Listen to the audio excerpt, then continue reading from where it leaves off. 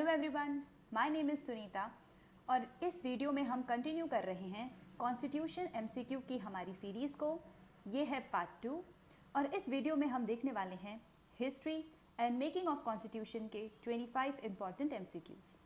और ये एमसीक्यू आपको सभी कॉम्पिटिटिव एग्जामिनेशन के लिए बहुत ही ज़्यादा हेल्पफुल होंगे। तो बिना टाइम वेस्ट किए स्टार्ट करते हैं। सीरीज़ का 26th क्वेश्चन है, Who among the following was the constitutional advisor to the Constituent Assembly? Option A, B.N. Rao. Option B, M.C. Raj. Option C, B.R. Ambedkar. Option D, Mohandas Karamchand Gandhi. और इसका correct answer है option ए, बेनेगल नरसिम्हा राव। ये जो हैं constitutional assembly के लिए adviser थे और ये Indian administrative service officer IAS थे। इसके अलावा ये जज रह चुके हैं इंटरनेशनल कोर्ट ऑफ जस्टिस की। तो इनका पूरा नाम हमें याद रखना है, बेनेगल नरसिम्हा राव। क्वेश्चन नंबर 27 है, who was the chairman of the committee on fundamental rights and minorities? Fundamental rights and minorities की कमिटी के चेयरमैन कौन थे? Option A, B.R. Ambedkar. Option B, Jawaharlal Nehru. Option C, Sardar Patel. Option D, Mohandas Karamchand Gandhi. और इसका करेक्ट आंसर है option C, Sardar Patel. Sardar Vallabh Bhai Patel जी के बारे में कुछ इंपॉर्टेंट इन्फॉर्मेशन और पढ़ते हैं। तो सरदार पटेल जी का जन्म 31 अक्टूबर 1875 नडियाद, जो कि गुजरात में है, वहाँ हुआ था। वो इंडिया के पहले होम मिनिस्टर और डेप्यूटी प्राइम मिनिस्टर रह चुके हैं। इन्होंने इंडिया को यूनाइट करने के लिए, इंटीग्रेट करने के लिए काफ़ी एफर्ट्स लगाए। तो जब इंडिया को आज़ादी मिली तो कुछ प्रिंसिपली स्टेट्स थे, वो बेसिकली आज़ादी चाहते थे, इंडिया का पार्ट नहीं बनना चाहते थे। लेकिन हमें तो उनको भी इंडिया का पार्ट बनाना था, तो प्रिंसली स्टेट्स को मनाकर इंडिया का पार्ट बनाने का जो एक बहुत ही कह लीजिए कि बड़ा काम था, वो सरदार पटेल जी ने किया था। इसके अलावा सरदार पटेल जी सोशल लीडर थे और उन्होंने इंडिपेंडेंस के लिए भी बहुत अहम कदम निभाए थे। इनके इसी काम से प्रभावित होकर बारडोली, जो कि गुजरात में ही एक जगह है, वहाँ की जो विमेंस थी, उन्होंने वल्लभ भाई पटेल जी को सरदार का टाइटल दिया था। और सरदार का मतलब होता है चीफ या फिर लीडर। तो हमें याद रखना है कि बारडोली की विमेंस ने सरदार जो है ये टाइटल दिया था। और उन्होंने इंडिया के लोगों को ये कहा था कि आपको मिलजुल कर यूनिटी के साथ रहना चाहिए और इसी से ही हम श्रेष्ठ भारत यानी कि फोरमोस्ट इंडिया बना पाएंगे। तो इससे जुड़ा हुआ आपके लिए क्वेश्चन है कि 31 अक्टूबर को सरदार पटेल जी की याद में कौन सा डे मनाया जाता है? इसका आंसर आपको कमेंट सेक्शन में लिखना है। सीरीज का 28th क्वेश्चन है, doctor B R Ambedkar called dash as the heart and soul of constitution. तो डॉक्टर B.R. अम्बेडकर ने कौन से पार्ट ऑफ कॉन्स्टिट्यूशन को heart and soul of constitution का दर्जा दिया है? Option A, right to constitutional remedies. Option B, right to freedom of religion. Option C, right to equality. Option D, none of the above. तो इसका correct answer है option A, right to constitutional remedies. और इसके बारे में कुछ important बातें और पढ़ लेते हैं। तो right to constitutional remedies work on the doctrine of ubi jus ibi remedium. तो ये एक लेटिन फ्रेज है और इसका मतलब होता है कि where there is right there is a remedy. अगर आपको कोई राइट दिया गया है तो उसके उल्लंघन पर आपको समाधान भी दिया जाना चाहिए। और इस राइट की वजह से अगर आप एक इंडियन सिटीजन हैं और किसी ने भी आपके फंडामेंटल राइट्स का हनन किया है, वॉयलेशन किया है, तो आप डायरेक्टली इसकी अर्जी सुप्रीम कोर्ट में दे सकते हैं। तो वैसे अगर कोई भी हमारे राइट का उल्लंघन होता है तो हम पहले डिस्ट्रिक्ट कोर्ट, फिर हाई कोर्ट और फिर सुप्रीम कोर्ट के पास जाते हैं। लेकिन फंडामेंटल राइट्स के केस में हम डायरेक्टली सुप्रीम कोर्ट के पास भी जा सकते हैं। इसलिए आर्टिकल 32 को ग्रेटेस्ट सेफगार्ड माना गया है हमारे फंडामेंटल राइट्स का। इसलिए कहा जाता है कि it is a right fundamental to all other fundamental rights. हमारे फंडामेंटल राइट्स को बचाने के लिए जो सुप्रीम कोर्ट है, हाई कोर्ट है, वो रिट्स इशू करते हैं। अलग अलग टाइप की रिट्स होती हैं और ये रिट्स सुप्रीम कोर्ट आर्टिकल 32 के तहत और हाई कोर्ट आर्टिकल 226 के तहत इशू करता है। Doctor B.R. अम्बेडकर ने आर्टिकल 32 को heart and soul of constitution माना है। और वो इसलिए क्योंकि ये मानते थे कि सिर्फ राइट होने से कुछ नहीं होता, राइट का इम्प्लीमेंटेशन, एनफोर्समेंट भी ज़रूरी है और ये एनफोर्समेंट आर्टिकल 32 इंश्योर करता है। क्वेश्चन 29 है the Indian constitution adopted the impeachment of president from. तो प्रेसिडेंट का जो इम्पीचमेंट है बेसिकली रिमूवल होता है प्रेसिडेंट का, पर उसके लिए वर्ड यूज़ किया जाता है इम्पीचमेंट। तो ये जो प्रोसीजर है इम्पीचमेंट ऑफ प्रेसिडेंट वो हम कहाँ से, कौन से कॉन्स्टिट्यूशन से इसे अडॉप्ट किया है? तो ऑप्शंस हैं, option A US constitution, option B south African constitution, C Irish constitution या फिर डी कैनेडियन कॉन्स्टिट्यूशन। तो इसका करेक्ट आंसर है ऑप्शन ए यूएस कॉन्स्टिट्यूशन। और ये जो procedure of impeachment of president है ये आर्टिकल 61 ऑफ कॉन्स्टिट्यूशन में दिया हुआ है। आपको आर्टिकल याद रखना है, article 61। Question 30 who was the chairman of union power committee of constituent assembly of India. तो यूनियन पावर कमेटी के चेयरमैन कौन थे? Option A doctor Rajendra Prasad, B JB Kripalani, option C Sardar Vallabh Bhai Patel, D Jawaharlal Nehru. और इसका करेक्ट आंसर है जवाहरलाल नेहरू। तो कॉन्स्टिट्यूएंट असेंबली ने total 22 committees बनाई थी और ये सभी कमिटीज़ अलग अलग मुद्दों या अलग अलग टास्क को कर रही थी, जिसमें से यूनियन पावर कमेटी के हेड थे Jawaharlal Nehru ji. Question 31 name the chairman of minorities sub committee of the constituent assembly. तो माइनॉरिटी सब कमिटी थी, उसके चेयरमैन कौन थे? Option A Alladi Krishna Swamy Iyer, B Pattabhi Sitaramayya, C HC. Mukherjee and D है आपके के.एम. मुंशी। तो इसका करेक्ट आंसर है ऑप्शन सी एच.सी. मुखर्जी, जिनका पूरा नाम है हरेंद्र कुमार मुखर्जी। इनका जन्म 3 अक्टूबर 1887 को हुआ था। इसके अलावा ये वाइस प्रेसिडेंट भी थे कॉन्स्टिट्यूएंट असेंबली के लिए। Question number 32 the original constitution of India was handwritten by. तो जो ओरिजिनल कॉन्स्टिट्यूशन था उसको लिखा भी गया था हाथों से, तो इसे किसने लिखा था? Option A Rafi Ahmed Kidwai, B Prem Bihari Narain Raizada, C Kailash Nath Katju, D Kanhaiyalal Maneklal Munshi, KL. Munshi.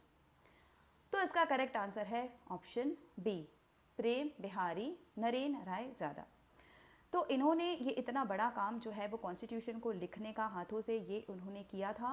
और ये जो कॉन्स्टिट्यूशन है हैंड रिटन, उसमें टोटल 395 आर्टिकल्स थे, 8 स्केड्यूल्स थे, प्रीएम्बल था। इसे हिंदी और इंग्लिश दोनों ही भाषाओं में लिखा गया था।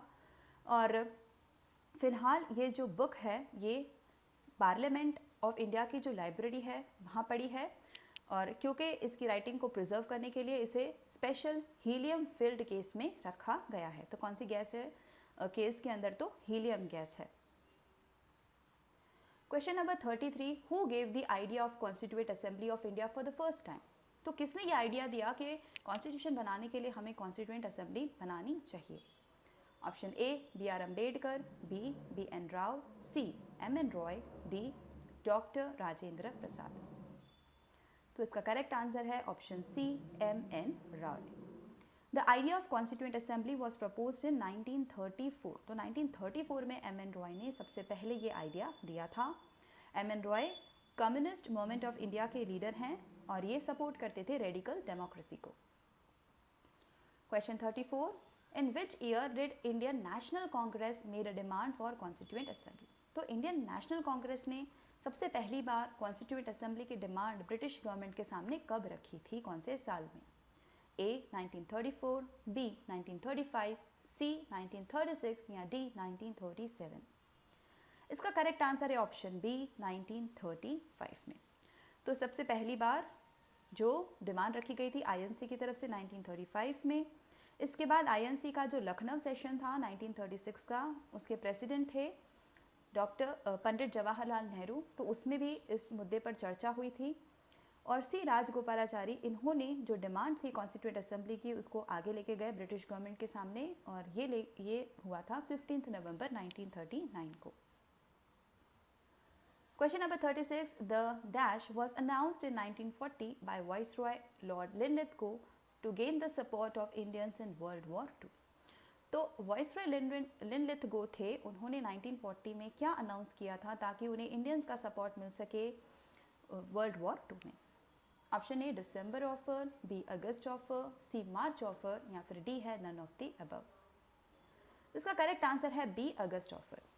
तो जो ब्रिटिश गवर्नमेंट थी उनकी वॉर चल रही थी और जर्मनी के खिलाफ लड़ना था, तो बिना इंडिया और इंडिया के जो लीडर्स थे उस समय उनसे बिना कोई कंसल्टेशन किए हुए ही ब्रिटिश गवर्नमेंट ने अनाउंस कर दिया कि इंडिया भी वर्ल्ड वॉर 2 का पार्ट है।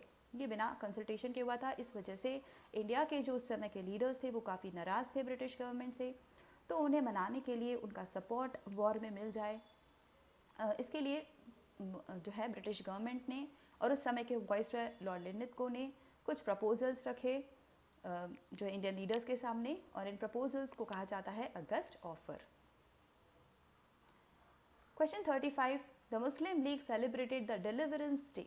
तो मुस्लिम लीग सेलिब्रेट किया था डिलीवरेंस डे, ये क्यों किया था? तो इसके ऑप्शन है, ये हुआ था 1939 में when the Congress ministries in the province resigned.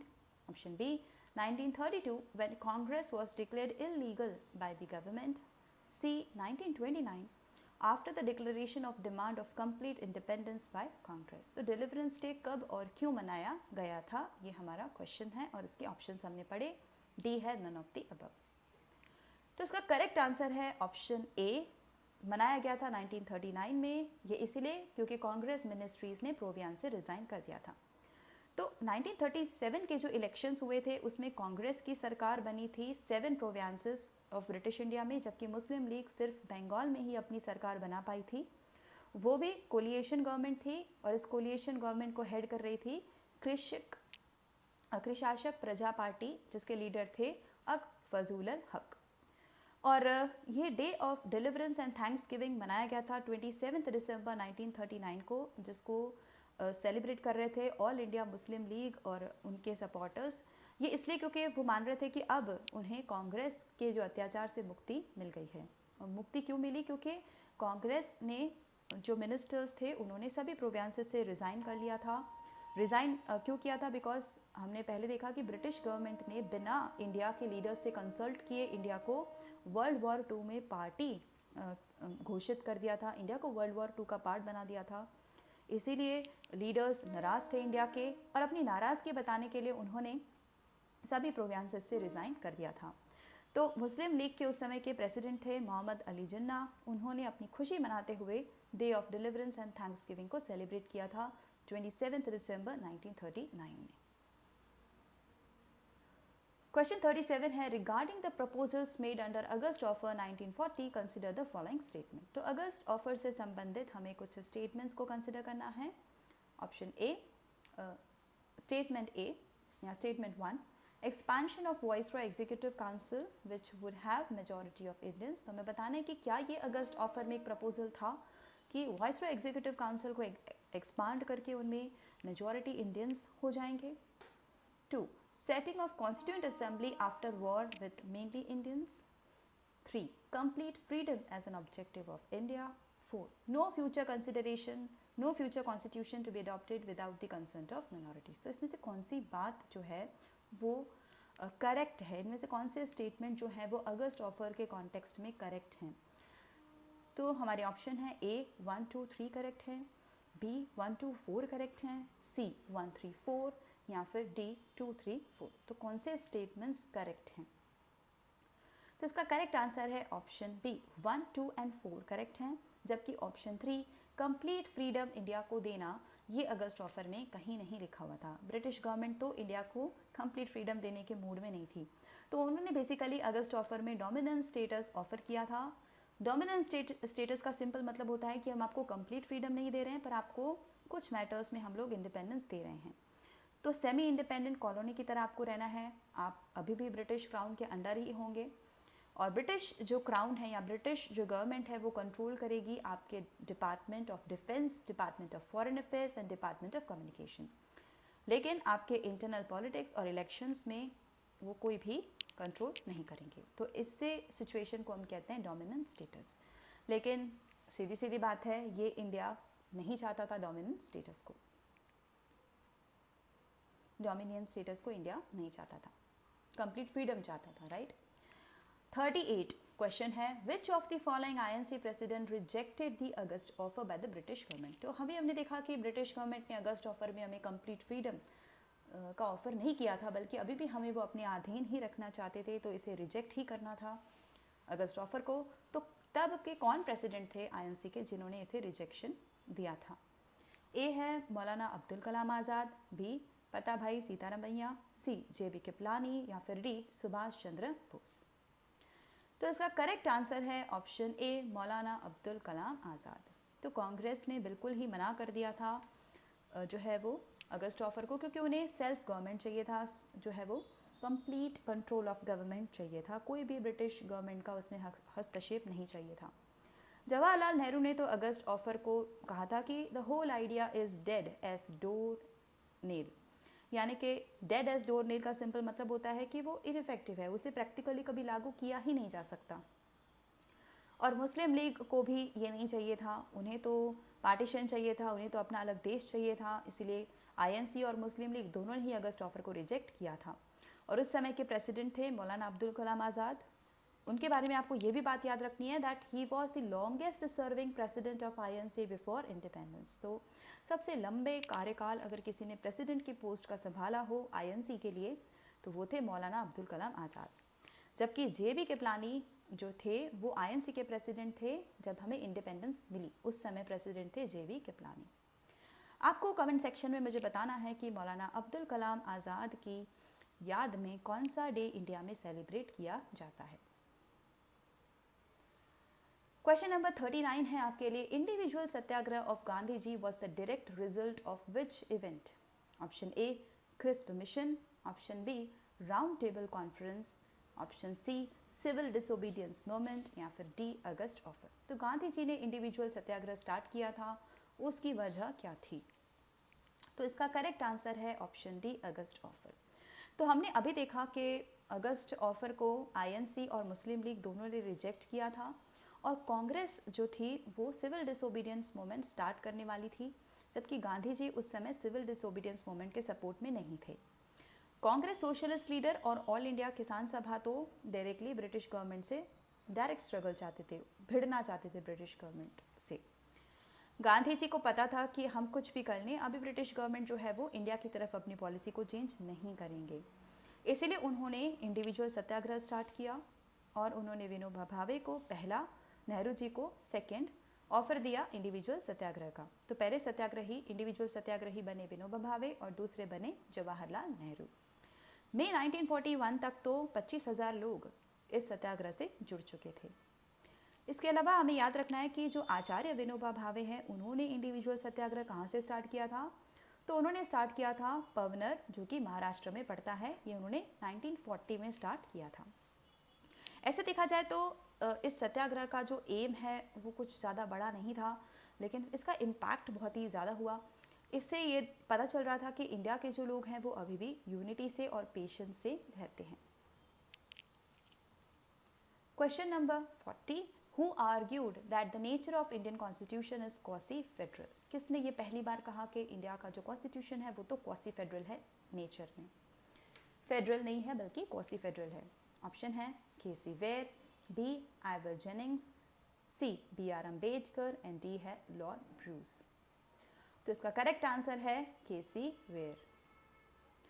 तो according to KC Wheare, in practice the constitution of India is quasi federal in nature and not strictly federal. कह रहे फेडरल नहीं है, फेडरल होता तो जो सेंट्रल गवर्नमेंट है, state government है, उनमें इक्वल होता डिस्ट्रीब्यूशन ऑफ पावर, जबकि हम देखते हैं कि इंडिया में तो सेंट्रल गवर्नमेंट जो है वो ज़्यादा स्ट्रॉन्ग है। तो ऐसी फेडरल स्ट्रक्चर जिसमें सेंट्रल गवर्नमेंट ज़्यादा स्ट्रॉन्ग हो जाए उसे हम कहते हैं क्वासी फेडरल। बी.आर. अम्बेडकर ने कहा कि our constitution would be both unitary as well as federal according to the requirement of time and circumstances. तो इंडियन कॉन्स्टिट्यूशन को हम यूनिटरी और फेडरल ऐसे क्लासीफाई नहीं कर सकते, समय और सर्कमस्टेंसेस को देखते हुए कभी हम यूनिटरी होंगे, कभी हम फेडरल। हमने देखा था कि इमरजेंसी के टाइम पे जो है वो इंडिया का कंट्रोल जो है कम्प्लीटली सेंट्रल गवर्नमेंट के हाथ में आ जाता है और उस समय बिना कोई अमेंडमेंट हम देखते हैं कि central government supreme control, supreme power में आ जाती है, तो इंडियन कॉन्स्टिट्यूशन फेडरल से यूनिटरी में कन्वर्ट हो जाता है। नॉर्मल टाइम्स में फेडरल और इमरजेंसी के टाइम में यूनिटरी, ये इंडियन कॉन्स्टिट्यूशन की खासियत है। मॉरिस जोन्स ने कहा था कि Indian federalism is bargaining federalism. तो ये वर्ड्स आपको याद रखने हैं कि बार्गेनिंग फेडरलिज्म, ये किसने कहा था? मॉरिस जोन्स ने। Question 41. Who among the following was the member of Constituent Assembly but not the member of Congress? तो Constituent Assembly के तो मेंबर थे लेकिन कांग्रेस के मेंबर नहीं थे. तो ऑप्शन है आपके पास A doctor B R Ambedkar, B K M Munshi, C T T Krishna Ramachari and D Alladi Krishna Swamy Iyer. और इसका करेक्ट आंसर है डॉक्टर बी आर अम्बेडकर, जिन्हें हम फादर ऑफ कॉन्स्टिट्यूशन भी कहते हैं. Question 42. The proposal for framing the Constitution of India by the elected Constituent Assembly was made by. तो ये किसने प्रपोजल रखा सबसे पहले कि कॉन्स्टिट्यूशन जो है वो कॉन्स्टिट्यूंट असेंबली के द्वारा बनना चाहिए. तो ऑप्शंस के अकॉर्डिंग हमें सिलेक्ट करना है कि ए ऑप्शन है इसमें आपके पास Cripps mission, B Simon commission, C cabinet mission या फिर डी है गवर्नमेंट ऑफ इंडिया. तो जिसने हमारी पहला जो पार्ट 1 है making and history of constitution का वो देखा होगा तो उनके लिए तो ये ऑप्शन ये जो क्वेश्चन है काफ़ी सिंपल है. इसका करेक्ट आंसर है हमारे पास कैबिनेट मिशन. तो इसे नाम कैबिनेट मिशन इसलिए दिया गया है क्योंकि इस कैबिनेट मिशन में 3 लोग थे जो कि इंग्लैंड के कैबिनेट मिनिस्टर्स थे. और ये 3 मिनिस्टर्स थे सर पैथिक लॉरेंस जो कि secretary of state for India appoint हुए थे, सर स्टैटफोर्ड क्रिस्प जो कि president of board of trade थे, and Alexander the first lord of admiralty. तो नाम हमें याद रखने हैं Pethick Lawrence, sir Stafford Cripps and Alexander. और ये जो कैबिनेट मिशन है वो इंडिया में 24 मार्च 1946 को आया था और इसी के प्रपोजल के अकॉर्डिंग कॉन्स्टिट्यूंट असेंबली के मेंबर्स को चुना भी गया था. Question number 43. Consider the following statements regarding the composition of the Constituent Assembly and identify the incorrect statement. तो Constituent Assembly के composition से related question है. Incorrect यानी कि गलत statement हमें find करना है. Option A. The total strength of Constituent Assembly was 389. B. Each province and princely state were allotted the seats in proportion to their respective population. Population के according seat allot की गई थी province और princely state को. C. Seats allocated to the British province were divided among the 4 principal communities Hindu, Muslim, Sikh and Christian. तो British province की जो total seats थी उन्हें community के base पे divide किया था 4 communities के base पे हिंदू, मुस्लिम, सिख और Christian. D. The representative of princely states were nominated by the head of princely states. तो princely states की representative को princely states के द्वारा ही nominate किया गया था. तो इसमें से कौन सा गलत है? तो ऑप्शन सी हमारा गलत है क्योंकि जो सीट्स थी ब्रिटिश प्रोविंस की उन्हें 3 कम्युनिटीज़ में डिवाइड किया था, 4 में नहीं. और ये 3 कम्युनिटीज़ थी Muslim, Sikh and general. Question number 44 पे आते हैं. क्वेश्चन है consider the following statement regarding the constituent assembly and identify the incorrect. तो यही क्वेश्चन भी कॉन्स्टिट्यूएंट असेंबली से कनेक्टेड है और हमें गलत स्टेटमेंट इसमें फाइंड करना है. Option A. The chairman of steering committee was Dr. Rajendra Prasad. B. Chairman of provisional constitution committee was Vallabhbhai Patel. C. Chairman of fundamental rights subcommittee was J.B. Kiplani. And the chairman of house committee was M.K. Gandhi. Please आप अच्छे से एक एक question के points को पढ़िए वरना आप इसमें कंफ्यूज होकर के गलत स्टेटमेंट भी मार्क कर सकते हैं. तो इसका करेक्ट आंसर है ऑप्शन डी. तो first chairman of house committee थी उसके चेयरमैन थे बी पिताभाई सीतारमैया. सीतारमैया जी जो थे उनको आगे चल के गवर्नर अपॉइंट किया गया था मध्य प्रदेश का और इनका कार्यकाल था 1952 से लेके 1957 तक का और दिसंबर 17, 1959 को इनकी मृत्यु हुई थी. तो हाउस कमेटी के बारे में हम क्वेश्चन काफ़ी कम ही पढ़ते हैं पर आपको याद रखना है कि पिताभाई सीतारमैया इसके फर्स्ट चेयरमैन थे. Question 45 है which among the following was the first attempt by British Parliament to regulate the affairs of East India Company. तो आपको पता होगा पहले तो ईस्ट इंडिया कंपनी ट्रेड के मोटिव से इंडिया में आई और धीरे धीरे अपना कंट्रोल बढ़ाने लगी. अब जब इनका कंट्रोल काफ़ी ज़्यादा बढ़ने लगा तो ब्रिटिश क्राउन ने फिर ईस्ट इंडिया कंपनी को कंट्रोल किया. तो ये कौन से एक्ट के थ्रू ब्रिटिश पार्लियामेंट ने ईस्ट इंडिया कंपनी को अपने अधीन बना दिया? तो ऑप्शंस हैं A. Charter Act 1833, B. Regulating Act 1773, C. Charter Act 1813 या D. Pitt's India Act of 1784. तो इसका करेक्ट ऑप्शन है B. Regulating Act of 1773. तो इस एक्ट के बारे में हम कुछ इंपॉर्टेंट पॉइंट्स पढ़ते हैं। Question number 49, Which of the following are the features of Regulating Act of 1773? तो रेगुलेटिंग एक्ट के जो फीचर्स हैं वो हम इसके बाद पढ़ लेंगे। तो आपको पढ़ना है इसमें इसके जो स्टेटमेंट्स है वो हम एक बार देख लेते हैं। तो फर्स्ट स्टेटमेंट है, it is provided for the establishment of supreme court of Calcutta, यानी कि रेगुलेटिंग एक्ट में सुप्रीम कोर्ट ऑफ कलकत्ता को बनाने के बारे में प्रोविजन था। B, it created Executive Council of Governor General of Bengal. C, it made the Governor General of Bombay and Madras presidencies subordinate to the Governor General of Bengal. And it established the Board of Control for Managing Political Affairs. तो आपको identify करना है कि इसमें से कौन से features सही हैं, ठीक है, कौन से इसमें सही हैं, कौन से स्टेटमेंट सही हैं। ए है 2, 3, 4 सही है, बी 1, 3, 4 सही है, सी 1, 2, 3 सही है, या फिर डी कह रहा है कि सारे के सारे स्टेटमेंट्स ही सही हैं। तो इसका करेक्ट आंसर है कि 1, 2, 3 सही है, जबकि 4th जो है वो सही नहीं है। Board of control for managing political affairs, इसमें इससे कोई बात नहीं की गई थी। देखो इम्पॉर्टेंट इसके बारे में ये है कि it designated the governor general of Bengal, governor of Bengal as the governor general of Bengal. तो गवर्नर ऑफ बंगाल की जो पोस्ट थी उसे जो है वो बना दिया गया governor general of Bengal. And इन्होंने एग्जीक्यूटिव काउंसिल भी क्रिएट किया जिसमें 4 मेंबर्स थे, और पहले गवर्नर जनरल बने Lord Warren Hastings. Pitt's India act को इंट्रोड्यूस किया था ब्रिटिश पीएम उस समय के थे विलियम पिट थे, और ये जो है 1974 में पास हुआ था पिट्स इंडिया एक्ट, और इसके through board of control for managing political affairs create हुआ था, ना कि रेगुलेटिंग एक्ट ऑफ 1773 के थ्रू। तो प्लीज़ याद रखेंगे कि जो रेगुलेटिंग एक्ट है 1773 की, इसमें सुप्रीम कोर्ट ऑफ कलकत्ता की क्रिएशन की बात थी। इसमें जो गवर्नर ऑफ बंगाल था इसे गवर्नर जनरल ऑफ बंगाल बना दिया गया, और वॉरेन हेस्टिंग्स थे उस समय के गवर्नर जनरल बने पहले। जो गवर्नर्स थे बॉम्बे और मद्रास के प्रेसिडेंसीज के, वो सबॉर्डिनेट बन गए गवर्नर जनरल ऑफ बंगाल के, तो बंगाल के नीचे आ गए बॉम्बे और मद्रास। लेकिन बोर्ड ऑफ कंट्रोल का जो स्टैब्लिशमेंट है वो तो पिट्स इंडिया एक्ट के थ्रू हुआ था।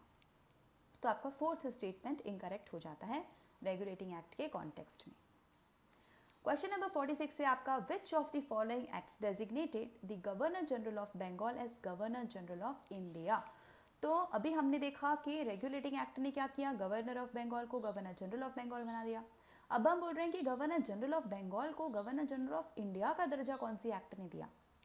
ए है charter act 1853, B the government of India act 1919, C charter act of 1833, या फिर डी है पिट्स इंडिया एक्ट ऑफ 1784।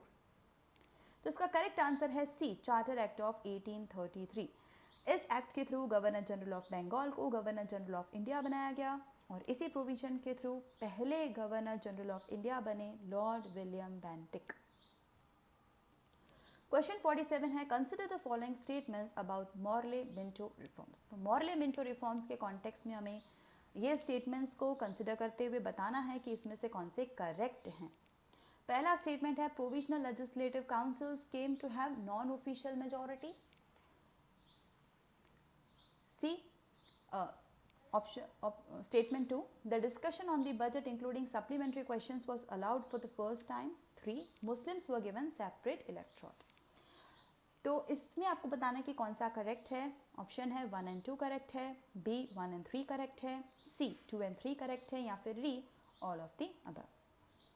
तो इसमें देखो आपके सही सारे के सारे ऑप्शंस हैं। प्रोविजनल लेजिस्लेटिव काउंसिल में नॉन ऑफिशियल मेजॉरिटी हुई थी। बजट के डिस्कशन के दौरान सप्लीमेंट्री क्वेश्चंस पूछने की पहली बार परमिशन इसमें दी गई थी, और मुस्लिम्स के लिए सेपरेट इलेक्टोरेट क्रिएट किया गया था। एक तरीके से देखा जाए तो इस मॉर्ले मिंटो रिफॉर्म्स के थ्रू कम्युनलिज्म को बढ़ावा दिया गया, लीगलाइजेशन किया गया कम्युनलिज्म को, और इसलिए लॉर्ड मिंटो को फादर ऑफ कम्युनल इलेक्टोरेट भी कहते हैं। 48 क्वेश्चन के बारे में हम पढ़ रहे हैं, which of the following statement is true about Montagu Chelmsford reforms. तो आपको बताना है कि इसमें से कौन से स्टेटमेंट्स ट्रू हैं मॉन्टेग्यू क्लेम्सफोर्ड रिफॉर्म्स के कॉन्टेक्स्ट में। पहला स्टेटमेंट है, it was declared for the first time that the gradual introduction of responsible government is the objective. तो पहली बार ब्रिटिश गवर्नमेंट ने यह माना कि हमें अब इंडिया में रिस्पॉन्सिबल गवर्नमेंट बनानी है और हम इंडिया छोड़ के जाने के लिए तैयार हैं। 2, central and provincial subject was separated for the first time. तो जो स्टेट सब्जेक्ट हैं, सेंट्रल सब्जेक्ट है, उनको अलग किया गया पहली बार। D, both bicameralism and direct elections were introduced for the first time. तो इसमें से कौन से स्टेटमेंट जो हैं वो करेक्ट हैं? तो आपके ऑप्शंस हैं A 1 and 2, B 1 and 3, C 2 and 3 या फिर D all of the above. सभी के सभी करेक्ट हैं। तो करेक्ट है, इसके सारे के सारे ऑप्शंस करेक्ट हैं। ऑप्शन डी कह रहा है ऑल ऑफ द अबव। तो कुछ इंपॉर्टेंट बातें हैं हमारे मॉन्टेग्यू क्लेम्सफोर्ड रिफॉर्म्स के बारे में। देखो, जो गवर्नमेंट ऑफ इंडिया एक्ट है 1919 वो ब्रिटिश पार्लियामेंट ने पास की थी और इसी को हम मॉन्टेग्यू क्लेम्सफोर्ड रिफॉर्म्स भी कहते हैं, क्योंकि उस समय Edwin Montagu secretary of state for India थे और लॉर्ड क्लेम्सफोर्ड वाइसरॉय थे। और इस रिफॉर्म्स के कुछ प्रोविजंस को हम देख लेते हैं कि इन्होंने जो मुस्लिम्स को अब तक सेपरेट इलेक्टोरेट मिला था मॉर्ले मिंटो रिफॉर्म से, उसको एक्सटेंड करके अब ये सेपरेट इलेक्टोरेट इन्होंने Sikh, Indian Christians, Anglo Indians और यूरोपियंस के लिए भी क्रिएट किया था। यानी कि ऐसा कह सकते हैं कि इस एक्ट के थ्रू क्या हुआ, एक्सटेंड हुआ, कम्युनल रिप्रेजेंटेशन को बढ़ावा दिया गया, कम्युनलिज्म को इसने और भी ज़्यादा एक्सटेंड किया। इस एक्ट में पहली बार सेंट्रल और प्रोविजनल सब्जेक्ट्स को अलग किया गया था और जो प्रोविजनल सब्जेक्ट्स थे उनको ट्रांसफर्ड और रिजर्व्ड ऐसे 2 पार्ट्स में और डिवाइड किया गया। जो ट्रांसफर्ड सब्जेक्ट थे उनको एडमिनिस्टर करते थे governor with the aid of ministers, जबकि रिजर्व्ड सब्जेक्ट्स पे पूरा कंट्रोल था गवर्नर का। इसलिए हम इसे कह सकते हैं कि इन्होंने कहीं ना कहीं डायाकी यानी कि डबल रूल को इन्होंने इंट्रोड्यूस किया। तो डायाकी जो है डुअल स्कीम ऑफ गवर्नेंस, ये आई थी आपके मॉन्टेग्यू क्लेम्सफोर्ड रिफॉर्म्स के थ्रू। जो प्रोविजनल बजट्स थे उनको सेंट्रल बजट से अलग भी पहली बार किया गया और ये भी आपको याद रखना है कि जो इंडियन पब्लिक सर्विस है उसको भी मॉन्टेग्यू क्लेम्सफोर्ड रिफॉर्म्स के थ्रू ही लाया गया था। Question 50. Which of the following acts separated the legislative and executive function of Governor General Council for the first time? तो गवर्नर जनरल का जो काउंसिल था उसमें लेजिस्लेटिव और एग्जीक्यूटिव सब्जेक्ट्स को अलग कौन से एक्ट के थ्रू फर्स्ट टाइम किया गया था? A. Regulating Act of 1773, Charter Act of 1833, Government of India Act of 1919 and D. Charter Act of 1853. तो इसका करेक्ट आंसर है D, charter act of 1853। Established the separate governor general legislative council, separate किया गया legislative council को और इसे हम कहने लगे इंडियन लेजिस्लेटिव काउंसिल और इसके अंदर टोटल 6 मेंबर्स को लाया गया चार्टर एक्ट ऑफ 1853 के थ्रू। एक बोनस क्वेश्चन है हमारे लिए, क्वेश्चन नंबर 51। ये कह रहा है what are the silent features of government of India act of 1935। तो सेलिएंट फीचर्स क्या है, यानी कि सेलिएंट का मतलब होता है इंपॉर्टेंट फीचर्स। तो ऑप्शन है आपका provisional autonomy, B डायाकी at the centre, C abolition of डायाकी in the provinces. तो इसमें से कौन से फीचर्स हैं ये हमें आइडेंटिफाई करना है। ऑप्शंस है 2 and 3, B 1 and 3, C 1 and 2, D 1, 2, 3। कौन से करेक्ट हैं? तो ये तीनों के तीनों स्टेटमेंट्स करेक्ट हैं 1, 2 and 3। तो हम गवर्नमेंट ऑफ इंडिया एक्ट के बारे में कुछ इंपॉर्टेंट बातें यहाँ पढ़ लेते हैं क्योंकि ये इम्पॉर्टेंट है। The government of India act 1935 देखा जाए तो responsible government of India create करने की जो तरफ में एक बहुत बड़ा स्टेप हम मान सकते हैं। और इसके कुछ इंपॉर्टेंट प्रोविजंस ये थे कि सबसे पहली बार उन्होंने प्रोविजनल ऑटोनॉमी को लाया, डायाकी को इन्होंने रिमूव किया प्रोविंसेस में, और it provided for the establishment of all India federation consisting of provinces and princely states as unit. तो एक ऑल इंडिया फेडरेशन होगी जिसके पार्ट्स होंगे प्रोविंसेस और princely states.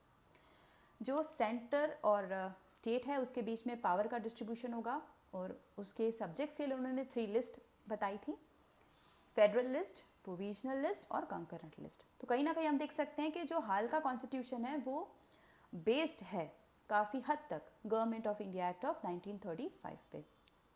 It provided for डायाकी एट द सेंटर, क्योंकि फेडरल सब्जेक्ट्स जो थे, यूनियन सब्जेक्ट्स जो थे, उनमें उन्होंने 2 पार्ट्स बना दिए थे, जो रिजर्व्ड सब्जेक्ट्स और ट्रांसफर्ड सब्जेक्ट, ये 2 पार्ट्स बना दिए थे। और रेस्टिट्यूटरी पावर जो थे वो वाइसरॉय को दिए गए थे। तो प्रोविंसेस थे वहाँ से तो डायार्की रिमूव कर दी थी, लेकिन सेंटर पे डायार्की लाई थी। तो यहाँ पे हमारे additional 25 questions history and making of constitution पे ख़त्म होते हैं। आई होप कि आपको ये सीरीज़ अच्छी लग रही है। चैनल को सपोर्ट करने के लिए प्लीज़ लाइक कीजिए, सब्सक्राइब कीजिए, कमेंट कीजिए। और भी इम्पॉर्टेंट क्वेश्चंस के लिए मैं जल्द ही लौटूंगी। तब तक के लिए थैंक यू।